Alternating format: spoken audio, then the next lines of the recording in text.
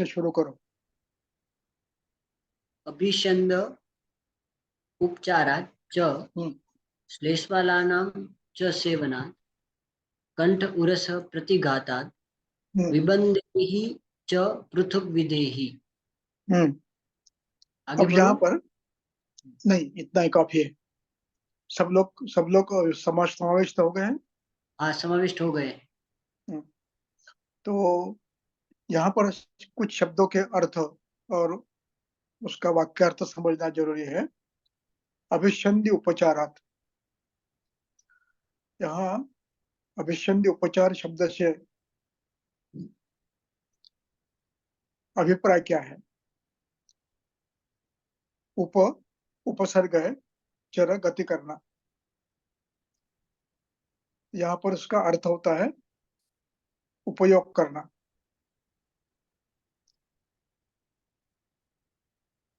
अब अभिसंधि उपचार से अभिप्राय क्या लेंगे आप? अभिसंधि उपचार से अभिप्राय यह है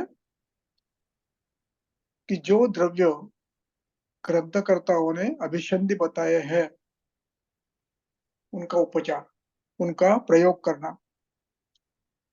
दूसरा, ग्रंथकर्ताओं ने सभी द्रव्यों के गुणधर्म लिखने का प्रयास तो किया जो उनके समय में उपलब्ध थे, लेकिन हो सकता है कुछ द्रव्य ऐसे हैं कि जिनका उल्लेख उन्होंने किया नहीं है और उन्होंने किया है हमें पता नहीं है।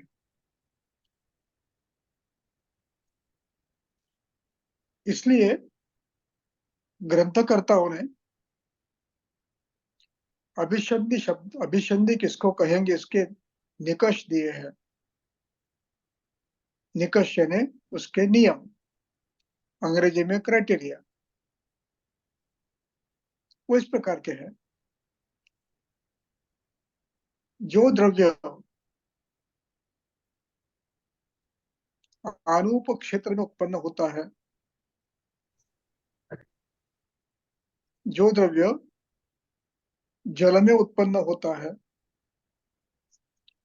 जिस द्रव्य को जलदान किया जाता है, पानी दिया जाता है और ऐसी जमीन में उगता है जहां पानी जमा होता है, जहां पानी ज्यादा है, ऐसे सभी द्रव्य अभिसंधि होते हैं।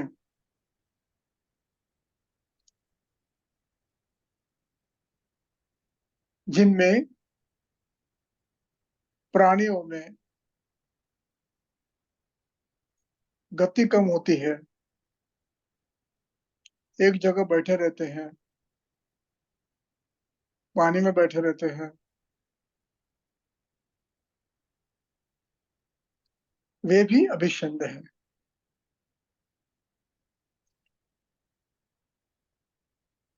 इस प्रकार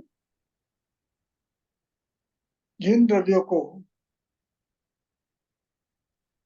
पानी भरे जमीन में या बार बार पानी देकर उगाया जाता है, वे सभी अभिसंधि है। इसका वर्णन चरक सुश्रुत सूत्र 46 पे किया हुआ है। वैसे ही अष्टांग संग्रह में भी इसका द्रव्य विज्ञानी अध्याय में किया हुआ है। ऐसे सभी द्रव्यों को हम अभिसंधि कहेंगे। जैसे उदाहरण के लिए, पहले सब्जियां जंगल में आती थी, तोड़ के लाते थे, खाते थे। अब इनकी खेती की जाती है।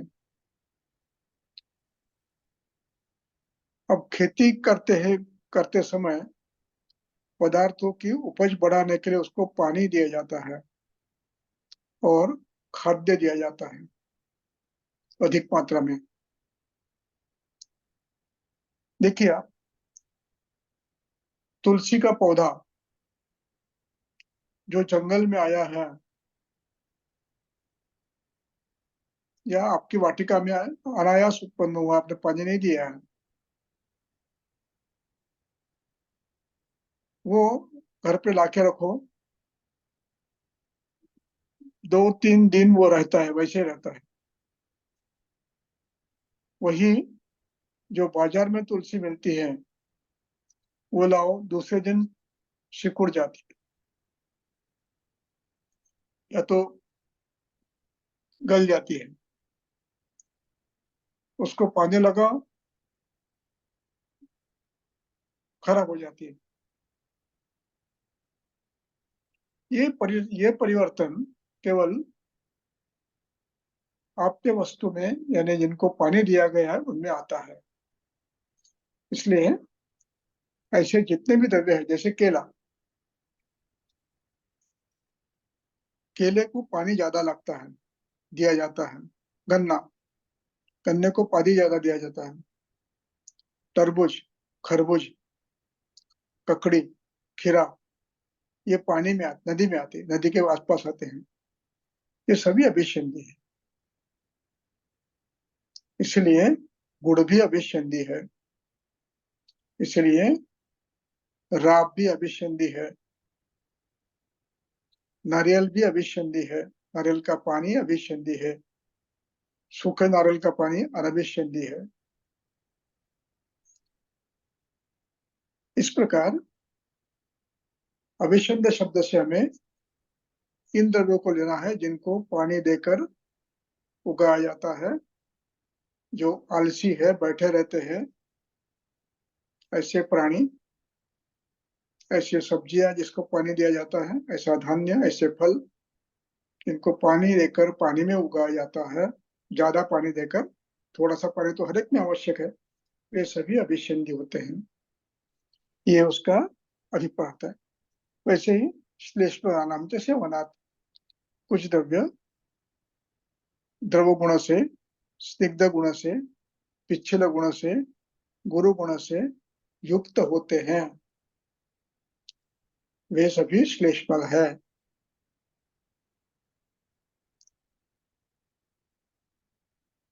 जैसे कभी कभी हमारे सोच में परिवर्तन आ सकता है, जैसे तेल के बारे में, तिल तेल के बारे में, उसमें वर्णन में चरक ने लिखा है तिल तेल उष्ण है, तीक्ष्ण है, लेकिन श्लेष्माकर नहीं है। इसका अर्थ है किंचित श्लेष्माकर हो सकता है, क्योंकि स्निग्ध है, कुरु है, पिछिल है।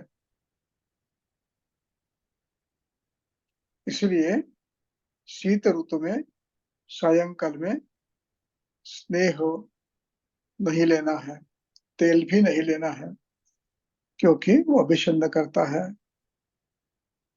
तेल के बारे में सिद्धि स्थान में ग्रंथकार कहते हैं, न त्वमं प्रणयत स्नेहम, आमो स्नेह कभी नहीं देना, उसको पक्व करना। क्यों? तभी अभिषंदयत गुदम, ये गुद में अभिषंद निर्माण करता है। इसलिए अभिषंद शब्द का अर्थ हमें समझ लेना जरूरी है कि नचश्लेष्मकरम जहाँ कहा है, वहां यदि मधुर है, यदि स्निग्ध है, गुरु पिछिल है, तो गुणात्मक वृद्धि कम अल्प मात्रा में क्यों न होती है। इसलिए तिलतैल सेवन से भी अभिसंजन व्याधि हो सकती है। गुणों में परिवर्तन थोड़ा सा आएगा, पिछले गुण, स्निग्ध गुण से गुरु गुण से वो व्याधि करेगा, इसलिए कफकर होता है। उस श्लेष्मलानाम च सेवनात् का अर्थ है जो गुरु, मंद, हिम, स्निग्ध, श्लक्ष्ण, सांद्र, पिछल, इन गुणों में से कोई गुण बलवान है, वो सभी श्लेष्मकर है, उन गुणों का श्लेष्मा बढ़ाते हैं। इसके बाद इन श्लेष्मा वर्धक अभिसंधि आहार से कंठो रस का प्रतिघात होता है, कंठ और उर में शोथ आता है या अवरोध उत्पन्न होता है। इसके बाद विबंधश्च पृथक विधेयः ये शब्द आता है। ये शब्द महत्वपूर्ण है। श्लेष्मा और आमोदोष, इनसे अवरोध तो होगा, प्रतिघात होगा। इनके अतिरिक्त दोषों के द्वारा वात पित्त श्लेष्मा, इनके द्वारा धातुओं में विकृति आकर यदि ग्रंथि, विद्रधि, विस्फोट, कैंसर, अश्मरी, शोथ उत्पन्न होता है, तो ऐसे कुछ पद अवरोध करने वाले भाव विबंध, विबंधश्च पृथक विधेयः इसमें आते हैं। जैसे केश, अंतरावरोध में केश ये कारण है। ऐसे अन्य कारण भी हो सकते हैं निबंध करने वाले, मल ग्रंथि, ऐसे अनेक कारण, इन सबको हमें लेना है निबंध पृथक विधेय में। जैसे अश्मरी हमें लेना है, कहीं एब्सेस हो गया हमें लेना है, ग्रंथि हो गई लेना है, मांसशोथ हुआ है लेना है। इस प्रकार निबंध पृथक विधेय का उपयोग हमें चिंतन यहाँ करना है। अब ये चिंतन अतिदेश तंत्र युक्ति के आधार पर जहां जहां अवरोधात्मक संप्राप्ति है वहां इसका प्रयोग आप कर सकते हो। विबंधश्च पृथक विधेय ही कर सकते हैं। जैसे कुछ व्यक्तियों में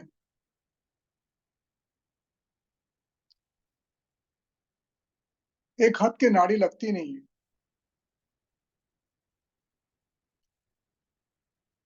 एक हाथ की लगती है, तो हो सकता है इसमें बंद करने वाला कोई ना कोई हो, उस नाड़ी पर प्रेशर डालने वाला, हृदय से निकलने वाली आर्टरी पर प्रेशर डालने वाला कोई ना कोई भाव कहीं ना कहीं उपलब्ध है। वो हो सकता एक्स्ट्रा रिप हो, ग्रंथि हो, शोथ हो, कुछ भी हो। तो इस प्रकार अन्य श्रोतोरोध जन्य व्याधि में भी श्रोतोरोध श्लेष्मा का बताया होगा, श्रोतोरोध रक्त का बताया होगा, श्रोतोरोध मांस का बताया होगा।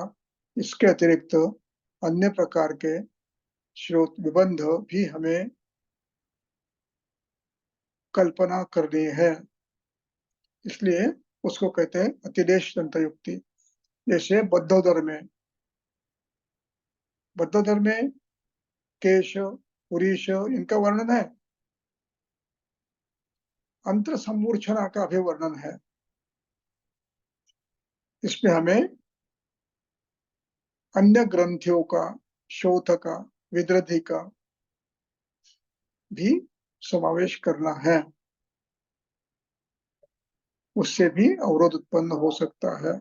इसलिए निबंध से पृथक विधेय ही इस वाक्य को अतिरेश तंत्र युक्ति से अन्य अवरोध जन्य व्याधि में लगाना है।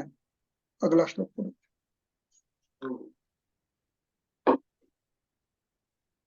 मारुतः मारुत प्राणवाहिनी, मारुतः प्राणवाहिनी स्त्रोतांसि आविश्य कूपयति उरस्तः कफम उद्दूय हिक्का श्वासान करोति सः। अब गोराण यहाँ ठीक है। अब यहाँ पर हमें थोड़ा सा व्याकरण समझना है। कुप्यति क्रियापद है, मारुतः एक करता है, मारुतः कुप्यति, अब मारुतः कुप्यति, ये तो समझ गए हम। अब यहाँ कुप्यति शब्द से स्थान संशय कहा ये नहीं बता रहे हैं। कुप्यति को प्रकोप हो गया, ठीक है। कोप शब्द से हमें क्षय, वृद्धि और विकृति मात्र, इन तीनों को लेना है। यहाँ मारुतः कुप्यति का अर्थ है ये विकृत हो गया है। मारुतः कुप्यति, मारुत कुपित होता है, यानी या तो वृद्ध होता है, या तो क्षीण होता है, या तो अवरुद्ध होता है, या तो साम होता है।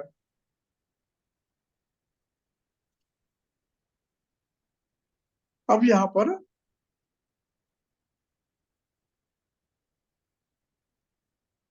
हमें प्राणवाहिनी श्रोतांशी आविश्य कुप्यति, ये शब्द महत्व का है। मारुतः कुप्यति,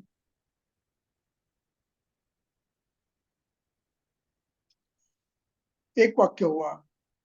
अब ये कुपित वायु कुपित हुआ। अब ये कुपित वायु प्राणवाहिनी श्रोतांशी आविश्य, ये वाक्य दूसरा, इसको कहते हैं योग तंत्र युक्ति। वाक्यों को क्रमशः लगाना।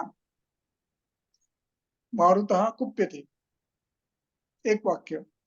दूसरा वाक्य प्राणवाहिनी श्रोतांशी आविश्य, दूसरा। तीसरा उरस्थ कफम उद्धूय, तीसरा वाक्य। और चौथा वाक्य है हिक्का श्वसन करोति, यानी हमें क्रम समझना है। पहला क्रम क्या है? वायु कुपित होता है। अब यहाँ वायु कुपित होता है, इसका अभिप्राय है वायु या तो स्वतंत्र रूप से कुपित हुआ है, या तो अवरोध से उत्पन्न हुआ है, कुपित हुआ है। ये कफ ने किया हुआ अवरोध है, या ग्रंथि ने किया अवरोध है, या शोथ ने किया है, या शैथिल्य जनित है, कोई कारण हो, निबंधेश से पृथक विधेयी है। अब हमारे मन में तुरंत विषय आता है कि प्राणवायु में अवरोध होता है।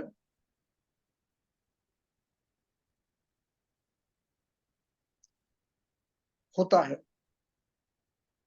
लेकिन प्राणवायु में अवरोध प्रथमतया होना एक स्वतंत्र कल्पना है, और प्राणवायु में अवरोध उपद्रव रूप में होना यह दूसरा प्रकार है। दोनों समझाता हूं मैं। शरीर में श्लेष्मा है, वो बढ़ा हुआ है,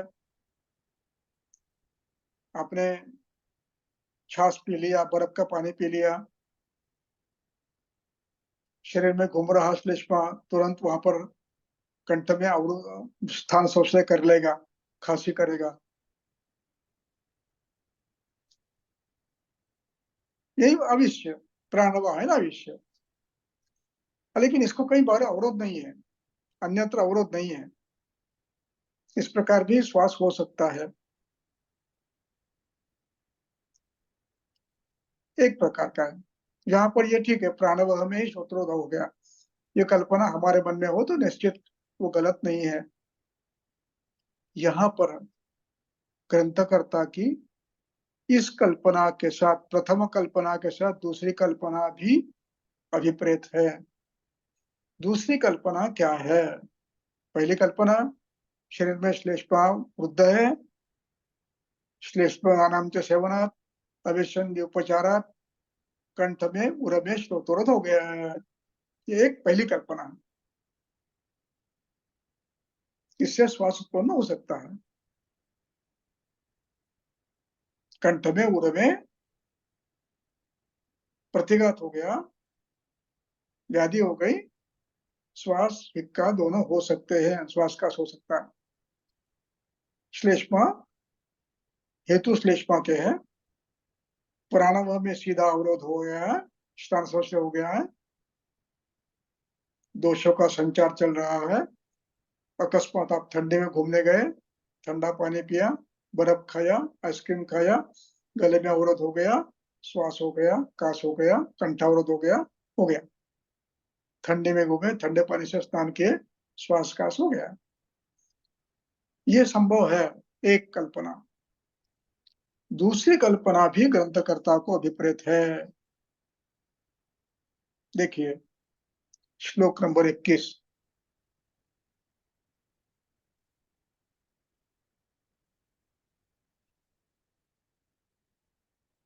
प्राण उदक अन्न वाहिनी स्त्रोतांसि सकः अनिलः हिक्का करोति समृद्ध्यतासं लिंगम पृथक शृणु। हाँ, अब देखिए ये वाक्य 21 का श्लोक, प्राणोदक अन्न वाहिनी श्रोतांसी सकपो अनिलः संरुध्य। अब यहाँ पर वाक्य ध्यान रखिए कैसे होते हैं। प्राण वह श्रोतस, उदक वह श्रोतस, अन्न वह श्रोतस, इन सबका बहुवचन किया श्रोतांसी। प्राण उदक अन्न वहानि श्रोतांसी संरुध्य। प्राणवः उदकवः अन्नवः, इनमें श्रोतोरोध हो गया। श्रोतांसी संरुध्य, संरुध्य, सं उपसर्ग है, रुद्र धातु है। यदि इस धातु को उपसर्ग सम नहीं लगाया तो रुद्धवा त्वांत होगा। सम लगने से लेवंत हो गया, यानी पूर्व कालवाचक, पहले अवरोध हुआ। अब अवरोध हुआ, प्राण में हुआ तो हम समझ गए, पूरे स्थान में हुआ, श्वास हो गया, बराबर है। अन्नवा में हुआ तो वो भी एक बार हम समझ लेंगे, अन्नवा और प्राणवा बहुत नजीक है। लेकिन अब देखिए उदक वह, अब उदक वह में अवरोध हो गया। अब उदक में अवरोध ये आवश्यक नहीं है कि ये प्राणवह में हो, उदक वह पूरे शरीर में है। अब यह उदक वह श्रोतस पूरे शरीर में व्याप्त है। अब इस उदक वह की कल्पना कितनी बड़ी है वो देखिए आप। उसके लिए चरक शारीर 7-15 निकालिए। शरीर संख्या अध्याय।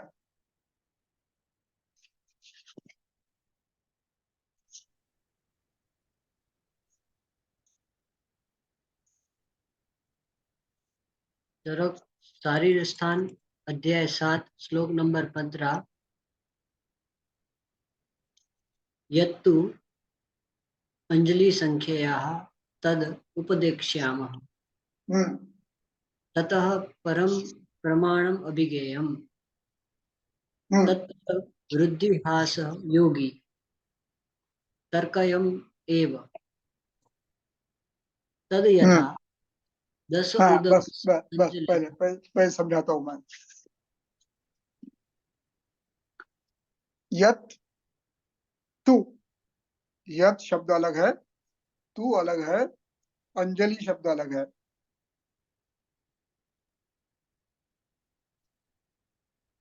अंजलि संख्येयम उपदेक्षामः। अंजलि एक मानक है, उस मान से हम संख्या बता रहे हैं। तत्परम प्रमाणम अभिधेयम, ये मैक्सिमम है, ज्यादा से ज्यादा ये प्रमाण है। इस पे वृद्धि और ह्रास हो सकता है। तर्क देव, वृद्धि हुई है तर्क करो, ह्रास हो गया तर्क करो। तद यथा, अब ये प्रमाण कैसे है? दश अंजलयः उदकस्य, उदक की 10 अंजलि है। अंजलि ये प्रमाण है, कल्पस्थान में अंजलि ये प्रमाण है। दश अंजलयः उदकस्य स्वेन अंजलि प्रमाण का अर्थ है इस ग्रंथ में बताए हुए प्रमाण।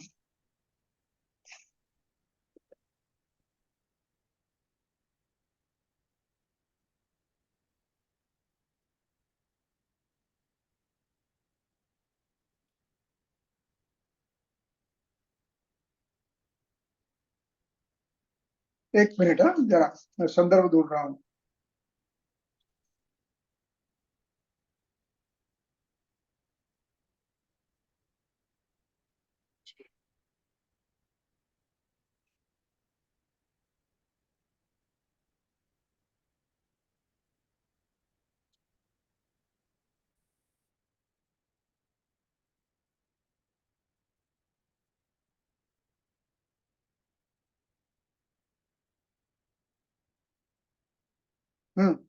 देखिए, चरक कल्पस्थान अध्याय 12 श्लोक नंबर 93।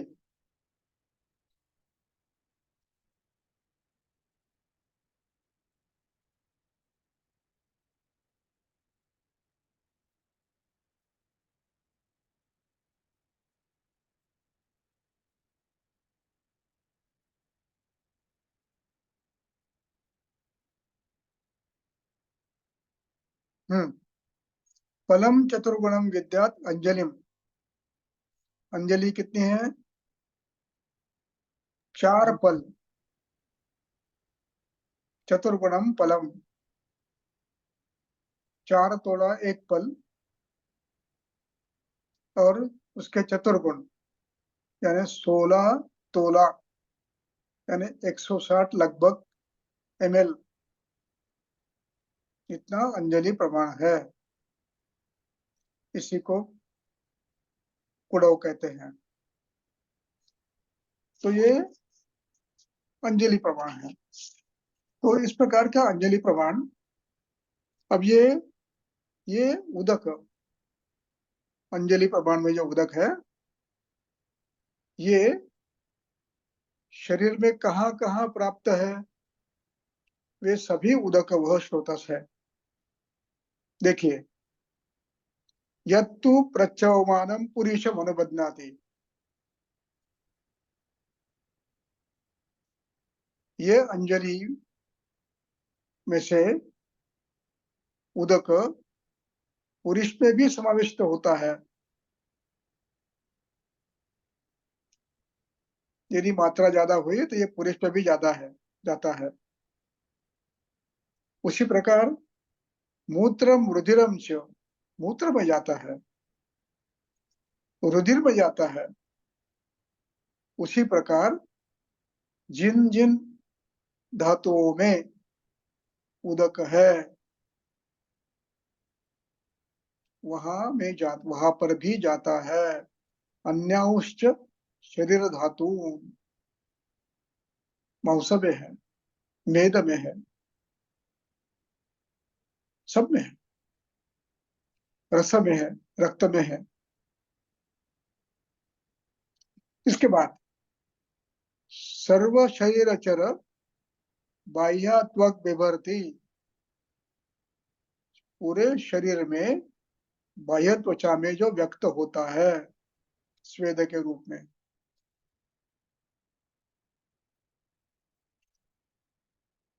अथवा लसिका रूप में। देखिए, उसका वर्णन आगे है। यत्तु त्वगंतरे व्रणगतम लसिका शब्दम लभते, जो त्वचा में प्रकट होता है उसको कुछ को लसिका कहते हैं। यच्च उष्माणा अनुबद्धम लोमकूपोभ्य निष्पतत, जो लोमकूपों से बाहर आता है उसको श्वेत कहते हैं।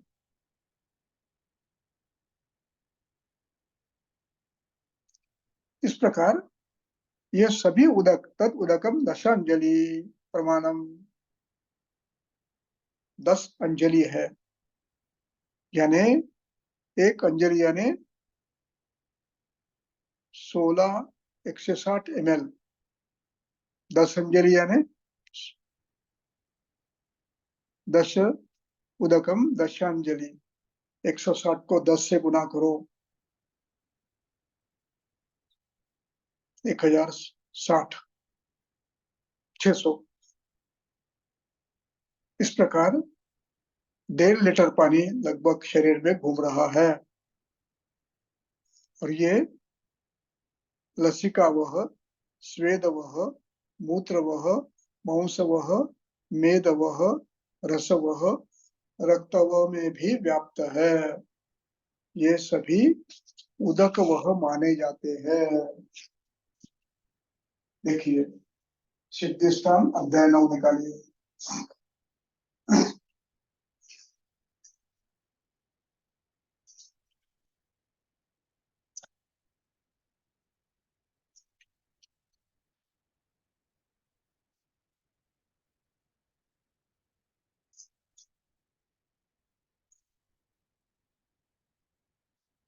श्लोक क्रमांक 4, और उसमें नीचे से लेकर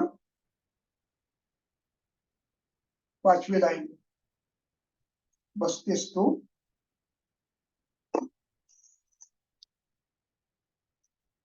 पिहि तु स्थूलबुध मुस्क सेवन्य शुक्रमूत्रवाहिनीनां नाडीनां मध्य मूत्रधारो बस अमुवाहनां। बस बस बस बस, ये मूत्राधार है, यानी बस्ती, जिसमें मूत्र संचित होता है। और इस बस्ती में गविनी और रुक का सब समाविष्ट होता है। ये पूरा बस्ती है। तो अब ये बस्ती क्या है? अम्बुवहानाम, षष्ठी बहुवचन।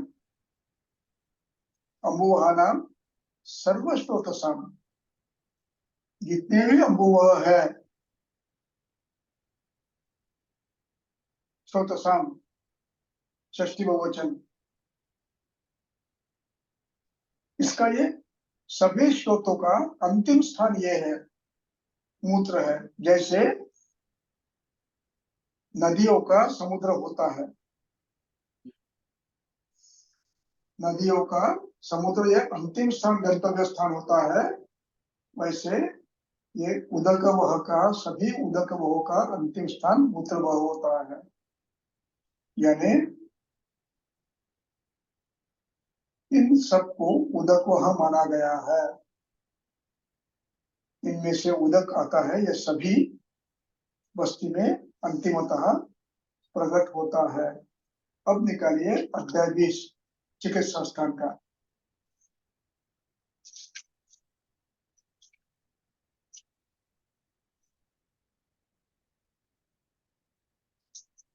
श्लोक नंबर 17।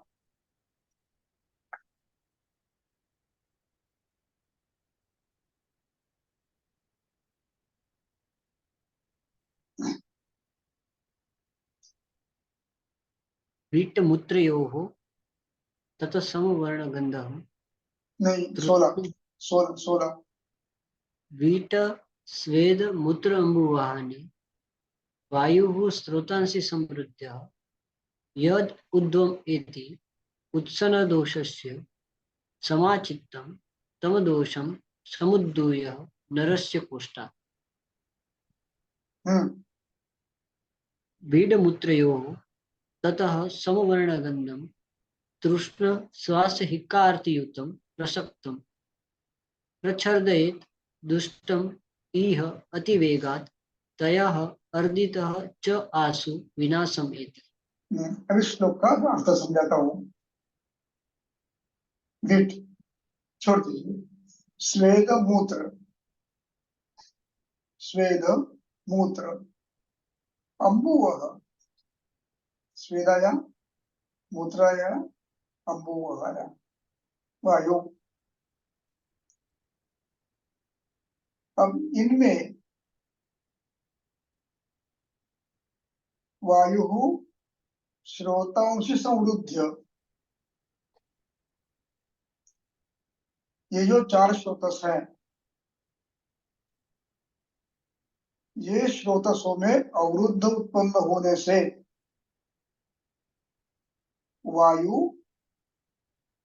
ऊर्ध्व गति करता है, यानी अधोगामी के जो स्थान पर ये ऊर्ध्वगामी होने लगता है, यानी उनकी जो अनुलोम गति है उसके स्थान पर यह प्रतिलोम गति में प्रवेश करता है अवरोध होने के बाद। क्यों? अवरोध होने के बाद दोष अवरोध होने के कारण संचित होते हैं, समाचित होते हैं। अब ये समाचित दोष विलोम गति से, इनकी गति अनुलोम है, प्राकृत गति अनुलोम है, तो ये अनुलोम गति से जगह पे विलोम गति से यानी उल्टी गति से शरीर में घूमते हैं। और जब ये कोष्ठ में आते हैं, समुद्र नरस्य कोष्ठात् प्रसक्तम छर्दिम जनयति, कोष्ठ में आते हैं तो छर्दी करते हैं, और वही दोष पुरस्थान में गए तो श्वास हिक्का करते हैं। श्वास हिक्कार्ति युतः प्रसक्तम, यानी हमें ये ध्यान रखना है कि श्वास चिकित्सा में, श्वास अध्याय में प्राणोदकान्न वाहिनी, ये जो कल्पना प्रकट की है इसे हमें समझना है। अब यहाँ पर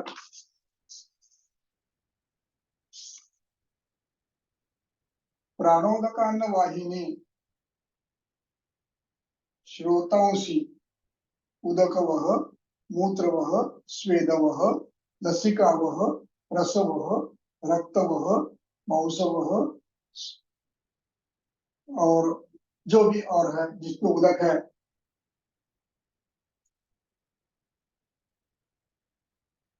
सकपः अनिलः संवृद्ध, यानी इनमें से किसी स्रोतस में कहीं भी, पूरे शरीर में है, कहीं भी श्लेष्मा वायु को अवरुद्ध करता है। वायु को कहने का अर्थ है स्रोतस की गति को, स्रोतस की गति को ही वायु माना गया है।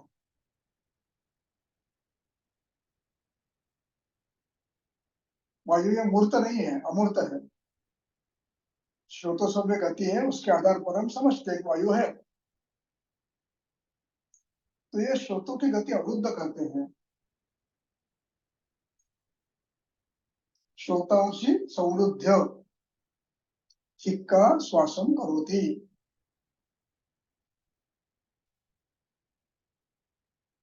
यहाँ पर श्लोक नंबर 17 से लेकर अधिकरण हिक्का श्वास का है, यानी प्राणों में स्वतंत्र सतरोध होगा, श्वास खास होगा, हिक्का होगी, ये तो हम समझ गए, आसान है बहुत। लेकिन ग्रंथकर्ता का अभिप्राय यह है कि मूत्र वह, स्वेद वह, अम्बु वह, रस वह, रक्त वह, लसिका वह, वेद वह, इनमें भी कहीं ना कहीं अवरोध, पूरे शरीर में किसी भी स्थान पे अवरोध होना संभव है। इसलिए श्लोक क्रमांक 17 में लिखते हैं, मारुतः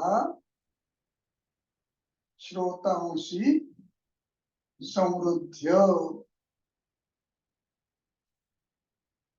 मारुतः कुप्यति, वायु कुपित होता है कहीं उदक में।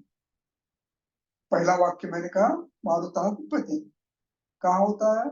उदक में, स्वेद में, मूत्र में, लसिका में, रक्त में, मेद में, अथवा अन्य किसी द्रव पदार्थ धातु में। अब वो प्राणवह में प्रवेश करता है। कैसे प्रवेश करता है बाद में बताऊंगा। अवरोध कहाँ हुआ है?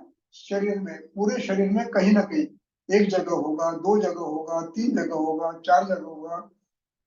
रसवा में चार जगह होगा, रक्तवा में एक हो सकता है, दो जगह होगा। किसी भी स्रोत में, एक में, दो में, तीन में, चार में, कहीं में भी हो सकता है। एक में भी हो सकता है, मांसों में हुआ हो सकता है, एक जगह, दो जगह, तीन जगह, जरूरी नहीं कि एक ही जगह अवरोध हो। जैसे स्वेदावरोध होता है, कहाँ होता है? एक जगह होता है? नहीं, पूरे शरीर में होता है। ज्वर में स्वेदावरोध होता है, पूरे शरीर में होता है। इस प्रकार श्रोतोरोध इनमें से किसी एक स्रोत में, या दो में, या तीन में, एक जगह, दो जगह, तीन जगह, चार जगह, 10 जगह छोटे छोटे छोटे छोटे अवरोध हो सकते हैं। इसलिए श्रो वायु कुप्यति श्रोतांसी आवेश्य। कौन से? प्राणवः स्रोतस् में आकर। अब ये वायु प्राणवः स्रोतस् में आ गया। अब क्या करता है? उरस्थः कफम उद्धूय। अब यहाँ पर उरस्थः वायु, ये वायु का विशेषण है। वायु कहाँ पर आया है? उरस्थ हुआ है। क्यों हुआ है अवरोध? या तो प्राणवह में है, या तो रसव में, रक्तव में, मांसव में, रस लसिका में, मूत्र में, कहीं भी है। और वहां पर अवरोध होने के बाद उस प्रकोप का परिणाम उरस्त हुआ है। आवरण, इन्फ्लुएंस, उसका परिणाम कैसे हुआ बताता हूं बाद में। आवरण हो गया। और अब उरस्थ, उधर ये वायु, उल्टे गति का वायु उरस्थ श्लेष्मा को कुपित करता है।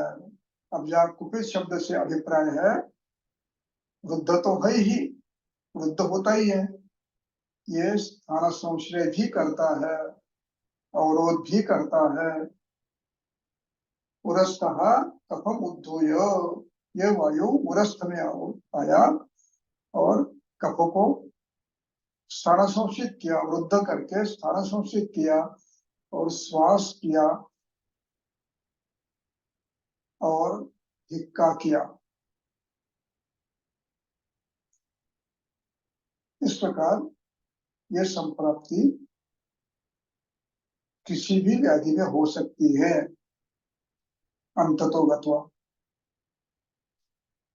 करोति स। अब वो घोरान पंचविधान हिक्का श्वासन करोति, घोर श्वास करते हैं, पंचविध श्वास करते हैं, पंचविध हिक्का करते हैं। अब आपके मन में प्रश्न आया होगा कि उदक में अवरोध है, मूत्र में अवरोध है, ये वायु उरस्त कैसे हुआ? उसके लिए एक पन्ना पलटिए, दो पन्ने पलटिए।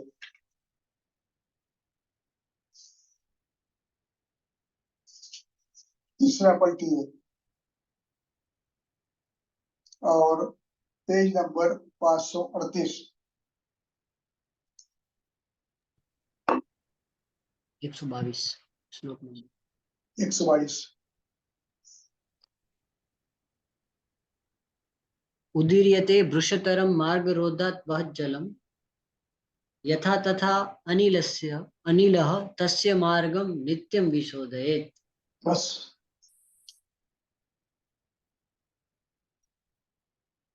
इस श्लोक को समझना जरूरी है।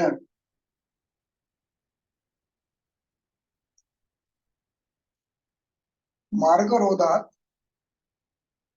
मार्ग प्रवास का मार्ग, जहां से गति होती है उसको मार्ग कहते हैं। रोधात पंचमी, मार्ग रोध हो गया किसका? उदक वह का, मूत्र वह का, रस वह का, रक्त वह का, वेद वह का, रसिका वह का, अर्थ वह का, स्वेद वह का, प्राण वह का। और हो गया प्राणव में सिर भी आता है, हृदय भी आता है, उरस्थान भी आता है। सिर में अवरोध हो गया, हृदय में प्रॉब्लम आ गया कुछ, हृदय से निबद्ध स्रोतों में आ गया कुछ प्रॉब्लम, आशयों में आ गया कुछ प्रॉब्लम, कार्डियम, पेरिकार्डियम, मायोकार्डियम, इसकी प्रॉब्लम आ गया। तो इसका परिणाम उस रस वह की, उस मूत्र वह की, अर्थ वह की, रसिका वह की, स्वेद वह की गति अवरुद्ध होती है।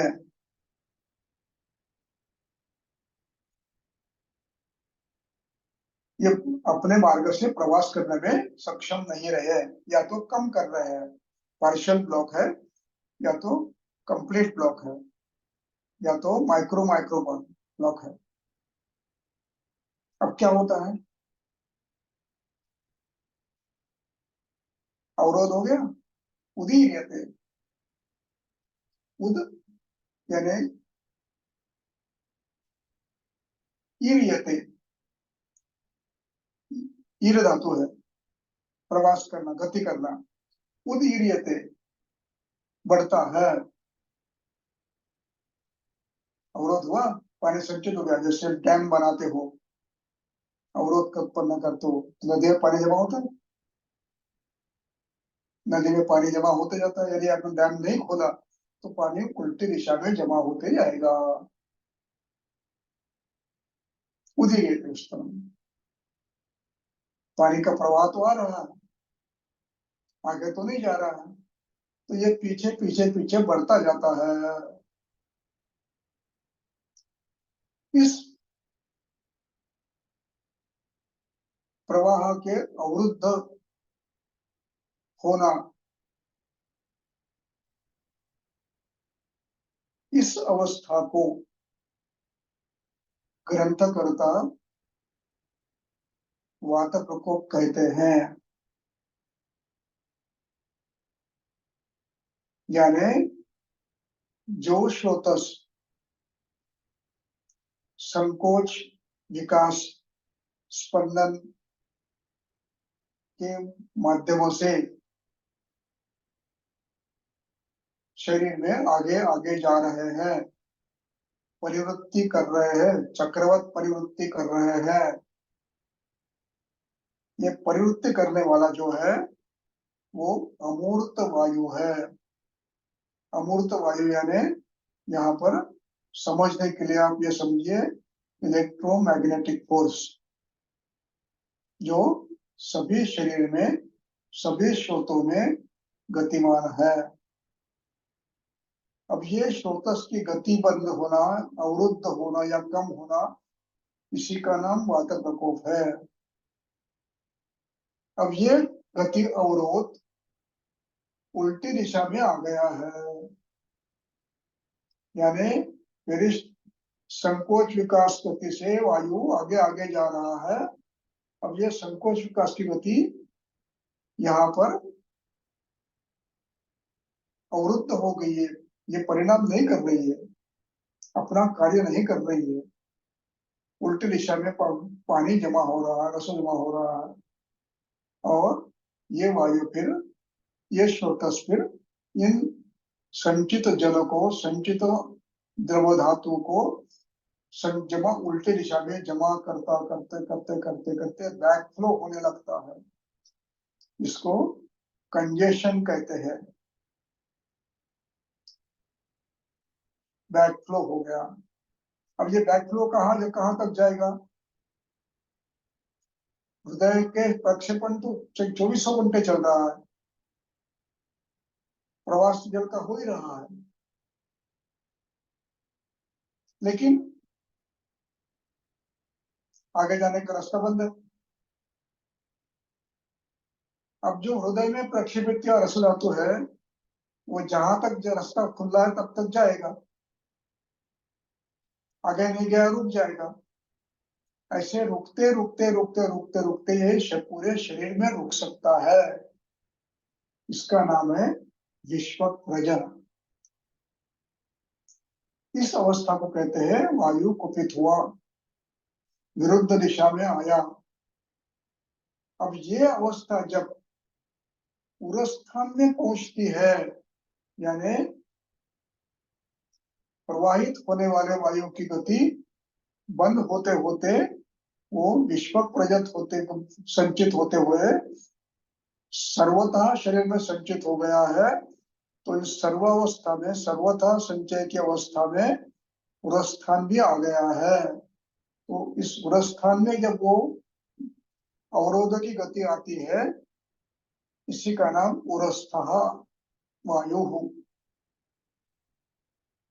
यानी गति अवरोध उरस्थान तक आ गया है, तब जाकर श्वास चिक्का होती है। यानी अब योग तंत्रोक्ति कैसी हुई, एक एक वाक्य लिख लीजिए। उदक वह में, रस वह में, मांस वह में, स्वेद वह में, मूत्र वह में, इनमें से किसी भी जगह पर अवरोध हो गया। पहला वाक्य ये है वायु कुप्यति। प्राणोदक अन्न वह में, प्राणोदक प्राण उदक अन्न वह में वायु की गति अवरुद्ध हुई। अब प्राण में हुई, प्राण वह में हो सकता हृदय में हो, कंजेस्टिव कार्डियक फेलियर हुआ हो। मूत्र वह में हुआ है, हो सकता है क्रॉनिक रीनल फेलियर हो। या रक्त में हुआ है, हो सकता है सिरोसिस ऑफ लिवर हो, पोर्टल हाइपरटेंशन हो। मांस में हुआ है, हो सकता है मांस में कहीं अवरोध हो गया हो सकता है मेदोभव में अवरोध हो गया हो। तो कहीं ना कहीं अवरोध हो गया। तो अवरोध होने के बाद उनमें से बहने वाले द्रव्य की चक्रवृत्ति बंद हो गई। अब वो उल्टी दिशा में प्रवास करते करते जगह जगह पर संचित हो रहा है। इसी का नाम वायु द्विगुण हो गया है। वायु कुपित होकर उदीरित हो गया है। उदीर्यते विशुतरम।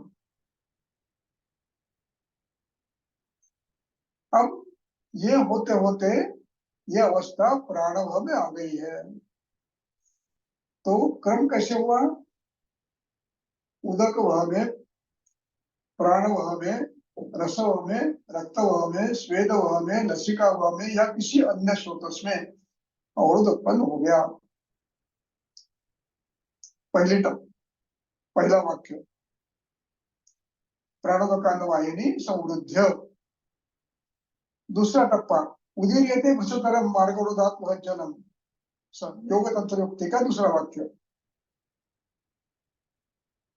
तीसरा वाक्य विश्व प्रजति।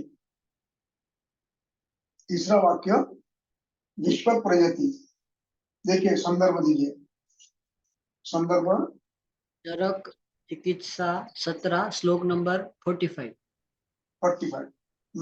यदा स्त्रोतांसि समृद्धयः मारुतः कफपूर्वकः विश्वप्रजति समृद्धः तदा श्वासान् करोति सः। अब ये विश्व प्रजाति की टीका देखो। विश्वव्रजति सर्वतः गच्छति। अब उदक हवा में सोतोरद हो गया,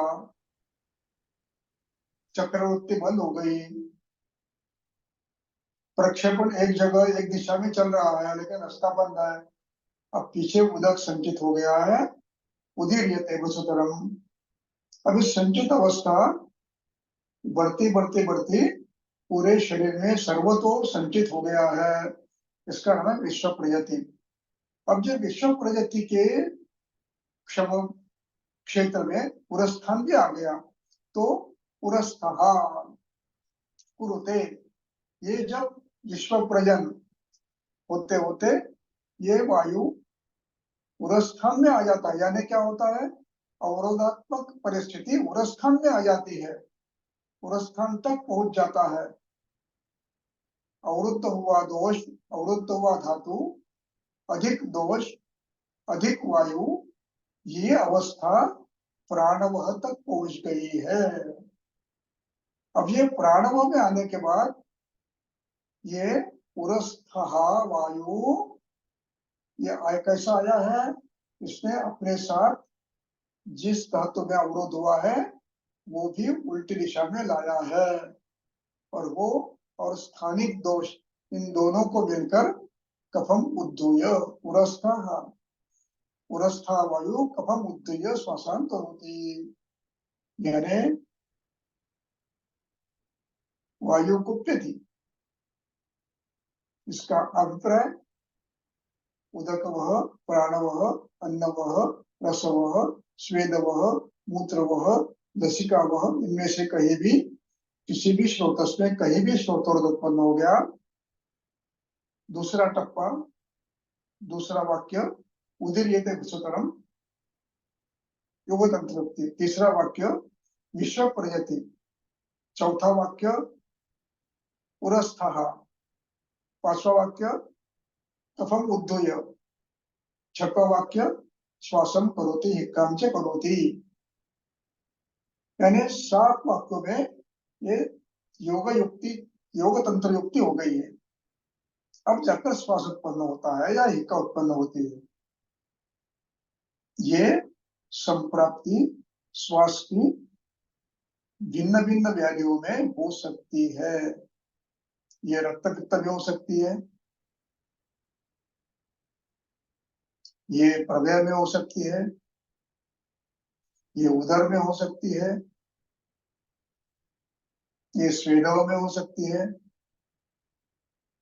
ये प्राणव में हो सकती है, कहीं भी हो सकती है। तो प्राणों का कारण वाहिनी सौरुध्य उदीर्यते विश्वतरम विश्व प्रजाति।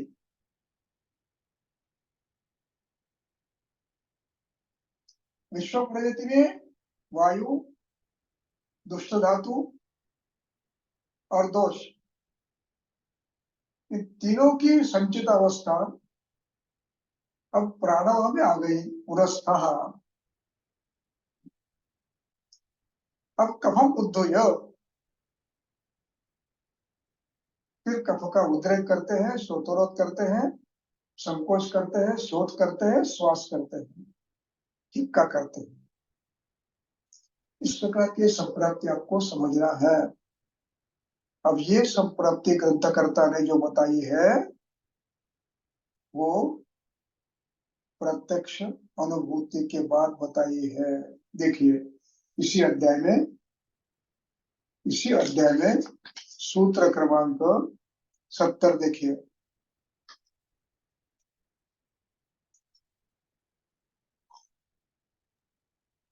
कारण स्थानम उल्लेख्याद एकम एव चिकित्सितम दयोः अपि यथा दृष्टम ऋषिभिः तन् निबोधत। अब देखिए इस वाक्य में 70 की अंतिम पंक्ति में ऋषि भी सप्तमी है, तृतीय बहुवचन है।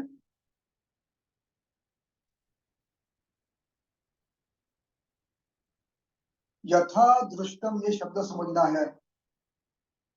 यथा दृष्टम, यहाँ यथा ये है, क्या कहते हैं उसको, अव्यय है। यथा दृष्टम ये सामासिक शब्द है। जैसा देखा, हम्म। जैसा देखा गया वैसा ही। हाँ, तो यथा दृष्टम ये सामासिक शब्द है। तो जैसा देखा, ऋषियों ने जैसा देखा, वैसा निबोधत, वैसे सुनो। निबोधत का अर्थ है, नि उपसर्ग है, बुध धातु है, बुध बोधति, समझो। बोधत ये अज्ञार्थक है, समझो। कैसा? यथा दृष्टम, जैसा ऋषियों ने देखा है। देखा है का अभिप्राय क्या है? प्रत्यक्ष अनुभव किया है। उदक में अवरोध होता है, श्वास होता है। मूत्र में अवरोध होता है, श्वास होता है। प्रसव में अवरोध होता है, श्वास होता है। रक्त में अवरोध होता है, श्वास होता है। मेदव में अवरोध होता है, श्वास होता है। ये देखा है हमने, प्रत्यक्ष अनुभूत है। यथा दृष्टम, वो हम आपको बता रहे हैं, सुनो, जानो। निबोधत अज्ञार्थ रूप है, मध्यम पुरुष, सुनो। ग्रंथकर्ताओं ने इतनी विविध प्रकार की संप्राप्ति श्वास में हो सकती है, ये देखा है। ये समझने के लिए आपको योग तंत्र युक्ति से इन्हीं श्लोक, इन्हीं इसी अध्याय में आए हुए एक एक श्लोक को क्रमशः लिखकर आपको समझना है। अब आपके मन में संशय आएगा, वो ये आएगा कि प्राणोदकान वाहिनी, ये 21वां श्लोक, ये तो हिक्का के बारे में लिखा है। हिक्काम करोति सौरुद्ध तासाम लिंगो लिंगम शुणु पृथक पृथक। लेकिन अधिकरण हिक्का का है इस श्लोक में। लेकिन ग्रंथकार कहते हैं कारण स्थान मूल क्या, श्लोक 70, कारण हेतु मूल उत्पत्ति स्थान एक ही है, समान है दोनों का। इसलिए ये हिक्का के लिए लिखा है, लेकिन अभिप्रेत श्वास के लिए भी है। इसके लिए देखिए देखिए अष्टांग हृदय निदान स्थान श्वास अध्याय।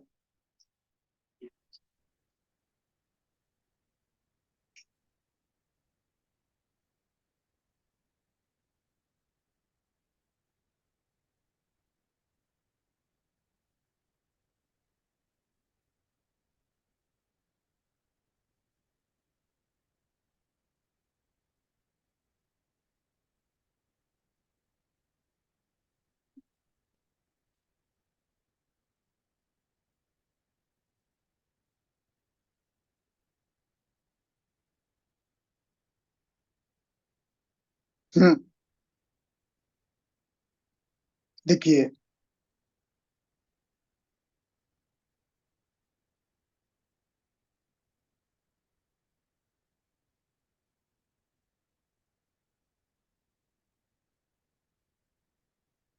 हिक्का इसमें नहीं है अध्याय में, है ना, श्वास हिक्का दोनों है। दोनों है। हम्म। इसके आगे का श्लोक क्या है?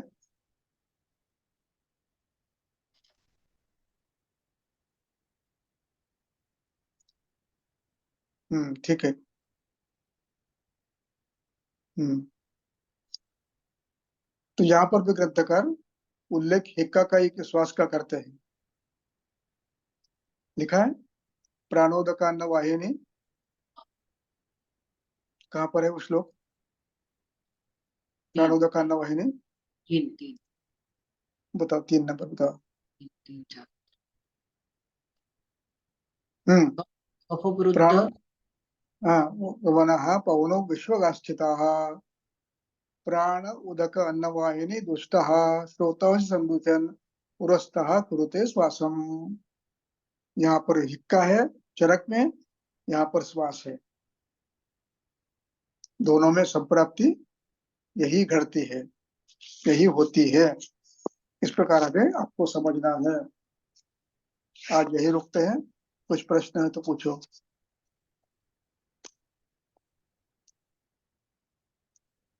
किसी को कोई प्रश्न है तो पूछ सकते हैं।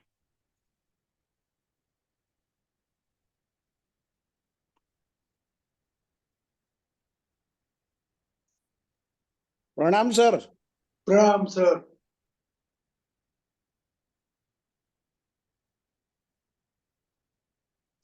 विषय कठिन है, मैं प्रयास कर रहा हूँ समझाने का। यदि मैं समझा पा रहा हूँ तो बड़ी अच्छी चीज है, और नहीं समझा पा रहा हूँ तो ये मेरी गलती है, मैं कम पढ़ रहा हूँ।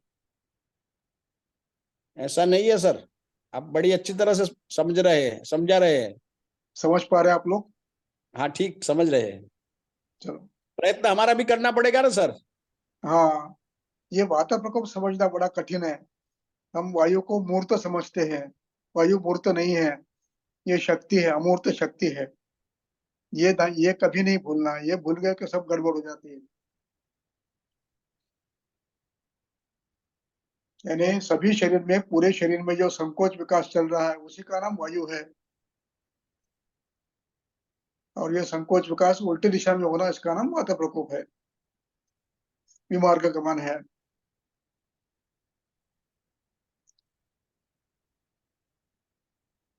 चलो, यदि कुछ प्रश्न नहीं है तो मैं यही रुकता हूँ।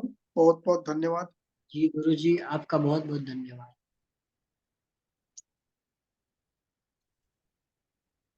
बंद करूं? कोई प्रश्न नहीं है अभी। कितने लोग हैं सुनने वाले? 14 जने तक थे, 13-14 जने। चलो ठीक है। नमस्ते सर। नमस्ते। हाँ सर, सर हिक्का और श्वास की संतृप्ति दोनों में एक ही है। तो किसी हम्म लोग को हिक्का होती है और किसी को श्वास। तो कहाँ पे चेंज होता है, तो ये होता है। बताऊंगा, जब संप्राप्ति बताऊंगा हर एक की अलग अलग, तब बताऊंगा। ओके। ये बड़ा विषय है, वो विस्तार से मुझे समझाना है, वो समझाऊंगा। ठीक। Okay okay.